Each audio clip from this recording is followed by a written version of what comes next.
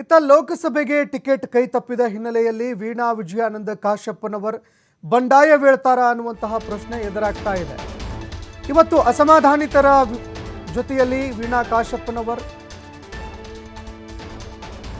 ಅಸಮಾಧಾನಗೊಂಡಿರುವಂತಹ ಅವರ ಮನವೊಲಿಸೋದಕ್ಕೆ ಸಿಎಂ ಸಿದ್ದರಾಮಯ್ಯ ಕಸರತ್ತು ಕೂಡ ನಡೆಸಲಿದ್ದಾರೆ. ಅಸಮಾಧಾನ ಶಮನವಾಗದಿದ್ರೆ ಕಾಂಗ್ರೆಸ್ ವಿರುದ್ಧ ವೀಣಾ ವಿಜಯಾನಂದ ಕಾಶಪ್ಪನವರ್ ಬಂಡಾಯವೇಳ್ತಾರಾ ಅನ್ನುವಂತಹ ಪ್ರಶ್ನೆ ಎದುರಾಗ್ತಾ ಇದೆ. ಇಂದು ಬೆಂಗಳೂರಿನಲ್ಲಿ ನಡೆಯಲಿರುವಂತಹ ಸಿಎಂ ಡಿಸಿಎಂ ಸಭೆಯಲ್ಲಿ ವೀಣಾ ಕಾಶಪ್ಪನವರು ಭಾಗಿಯಾಗಲಿದ್ದಾರೆ.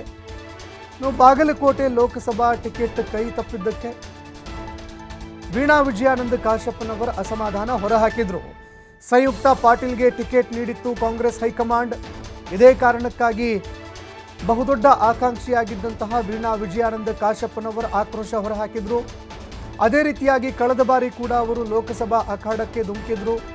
ಲೋಕಸಭೆಗೆ ಟಿಕೆಟ್ ಸಿಕ್ಕೇ ಸಿಗುತ್ತೆ ಅನ್ನುವಂತಹ ಒಂದು ನಿರೀಕ್ಷೆಯಲ್ಲಿ ವೀಣಾ ವಿಜಯಾನಂದ ಕಾಶಪ್ಪನವರಿದ್ದರು.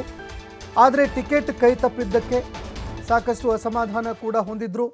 ಇದೇ ಕಾರಣಕ್ಕಾಗಿ ಇವತ್ತು ಸಿಎಂ ಸಿದ್ದರಾಮಯ್ಯ ಹಾಗೂ ಡಿಸಿಎಂ ಡಿಕೆ ಶಿವಕುಮಾರ್ ಅವರ ಜೊತೆಯಲ್ಲಿ ಒಂದು ಸಭೆ ಇದೆ. ಸಭೆಯಲ್ಲಿ ವೀಣಾ ವಿಜಯಾನಂದ ಕಾಶಪ್ಪನವರು ಭಾಗಿಯಾಗ್ತಾ ಇದ್ದಾರೆ. ಇನ್ನು ಸಭೆಯಲ್ಲಿ ಒಂದು ವೇಳೆ ಅವರ ಅಸಮಾಧಾನ ಶಮನ ಆಗದೇ ಇದ್ದರೆ ಬಂಡಾಯವಾಗಿ ಸ್ಪರ್ಧೆ ಏನಾದರೂ ಮಾಡ್ತಾರಾ ಅನ್ನುವಂತಹ ಒಂದು ಪ್ರಶ್ನೆ ಎದುರಾಗ್ತಾ ಇದೆ. ಸಂಯುಕ್ತ ಪಾಟೀಲ್ಗೆ ಟಿಕೆಟ್ ನೀಡಿತ್ತು ಹೈಕಮಾಂಡ್. ಹೀಗಾಗಿ ವೀಣಾ ವಿಜಯಾನಂದ ಕಾಶಪ್ಪನವರು ಪಕ್ಷೇತರ ಸ್ಪರ್ಧೆ ಮಾಡಬೇಕು ಅಂತ ಬೆಂಬಲಿಗರು ಹಾಗೂ ಸಮುದಾಯ ಒತ್ತಡ ಕೂಡ ಹಾಕ್ತಾ ಇತ್ತು.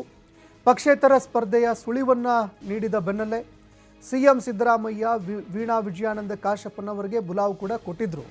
ಹೀಗಾಗಿ ಬಾಗಲಕೋಟೆ ಲೋಕಸಭಾ ಕೈ ಟಿಕೆಟ್ ವಂಚಿತ ನಡೆ ಇದೀಗ ಸಾಕಷ್ಟು ಕುತೂಹಲ ಕೂಡ ಕೆರಳಿಸ್ತಾ ಇದೆ.